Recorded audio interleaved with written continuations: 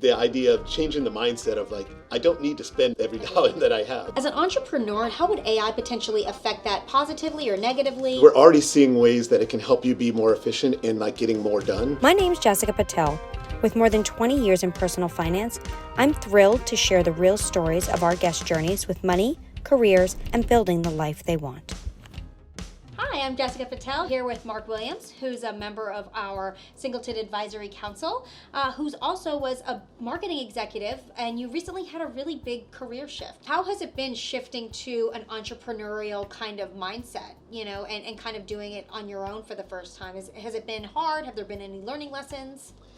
Lots of learning lessons. It's going to be a long-term learning session. I feel like I'm always going to continue to try to get better. One of the things that I've learned in my corporate career too is like always try to improve and never just be stagnant and just rest on your laurels. Mm-hmm. So I have, the change has been, some of it is like great and easy. Like I know a lot of people might consider going out on their own to have more flexibility in their day-to-day. Yeah. That's definitely like something that I've thought about. But one of the things that I've started to learn is like, well, the things that I'm good at, I know I'm going to be able to like take advantage of and get clients based on those. But then there's a whole another level that I didn't have to worry about, I guess, when you're working for a corporate company, like marketing myself. So even though I'm doing marketing for other companies, I haven't really done a lot of like to build my own website and get headshots done and like actively like go out and start to like be more active on my LinkedIn and my networking. Mm-hmm. So that's what I'm starting to focus on now to like build out so that I can have more of a pipeline or funnel of potential partners and clients to come work with me. So, you worked for a long time in tech, and now there's this new area of everyone's moving to AI. As an entrepreneur now, how would AI potentially affect that positively or negatively? And where do you see that working, maybe hand in hand, the AI and the entrepreneurship? Yeah, so AI is, the talk of everything in tech right now, and you're seeing a lot of companies find really interesting ways to utilize it, but there's no like set path or area where we see everything's going to change because of this one thing. But mm-hmm. where I think it affects entrepreneurship or being a consultant is through efficiency. And I think this is probably true for a lot of people at their day-to-day jobs as well. It's good because we're already seeing ways that it can help you be more efficient in like getting more done in a day. So as a consultant, it could be being able to get more pitches out there, being able to get in contact with more people. But I think the challenge is making sure you're doing it in an authentic, real enough way where it's not like, oh, you're sending out these automated like pitches and briefs, and it's not actually like doesn't sound like in your own voice. Robot. Yeah, mm-hmm. It sounds like a robot. So I do think it's going to change. We're already seeing it start to change from people being able to respond to emails and in Slack and stuff faster. Mm-hmm. But yeah, and then when it comes to video though, and like the actual creative, we're already starting to see stuff where sometimes it's great and like you're like, oh man, these videos you're almost indistinguishable from a real video. But when you start to be able to poke holes or people see that something doesn't look that authentic, I think it could really tarnish your brand, especially if you're doing a branded campaign for somebody. Yeah. And then people can tell that just somebody didn't write it. I think you could have some backlash. So that's a fine line to like balance there. Yeah, but I do think, it's such a great way that you put those pros and cons, right? It's a great tool to help you, but you can't rely on it 100%, right? Because of those kinds of things. And it's really smart to think about it that way, as less as a do this for me, but more as a help me get to this place. Yeah. So. And the good news is I'm seeing a lot of people approach it that way, at least in my circle. It's like it might get you 70% of the way there, and then you do the rest. Yeah. You have some really good, solid financial habits that you've consistently, you're thinking about these things in advance. How did you kind of create those financial habits? And I think that part of being an entrepreneur is having that solid financial habit of like, I know that I'm going to have lean months and flush months. And how do you navigate that? I think it started actually as a kid because I made the mistakes. So I was known, I've two older brothers, and I was known as the one that was the worst with money.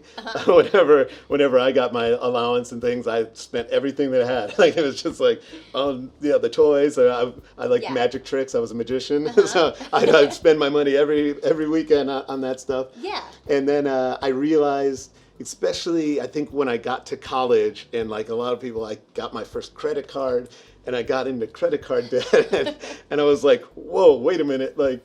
This is not sustainable. Like I don't want to be, and I wanted to break it to show my family that I was like knew how to handle money later. So I started to the first thing was just like the idea of changing the mindset of like I don't need to spend every dollar that I have. Like you don't have to do it. And I think an easy way to like not do that is to start to have it going into accounts so that you're not so that it's not just sitting in your checking account. Yeah. So anytime you go out, you can buy something. But there was definitely a move that I had away from the material things as much. Yeah.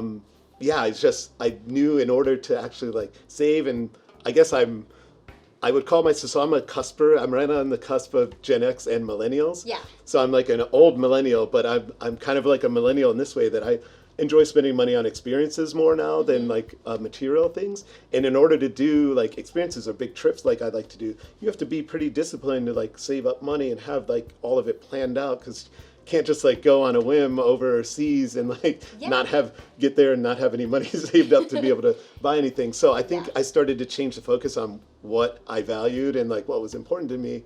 And then also as my career progressed and I made more, it made it easier to start maxing out that 401k. And then again, that money's not there, so you're not tempted to even spend it. And then also it was like it started to become a bit of a game, and like you start to get excited by seeing your different accounts grow. And like so I started putting money in that's kind of where I started to build some of those habits and think about like, okay, so now I have some bits of money saved, so if I make this move, like let's say if the worst possible scenario, like knowing, okay, here's how many months I can last before I have to start thinking about doing something different. Now, you mentioned that idea of gaming and making it into a game. So we're going to have our little spin the wheel game to ask you kind of one random fun money question. So go ahead and spin. What is your biggest money mistake? Oh, well, okay. Well, I think so. When I first got to LA and like I didn't save up enough money and all this thing, so I got into a relationship who's my now wife. She was living back in Michigan and I was here, and I did not have enough to be able to keep flying back. Yeah. So credit cards helped with this thing. So it was a mistake in terms of like using a credit card probably wasn't the right money tool to be able to go back and forth and rack up a bunch of debt. But it's definitely the most debt that I got in, and it took me over a year to like really, and living back home with my parents, to like get out of it and be able to get back on my feet. Yeah. So it wasn't a mistake in that it worked out and now I'm married. Yeah. But I think if I had to go back, I might figure out a way to get a loan or something different with a much better interest rate to be able to take those trips. Well, thank you so much for being here.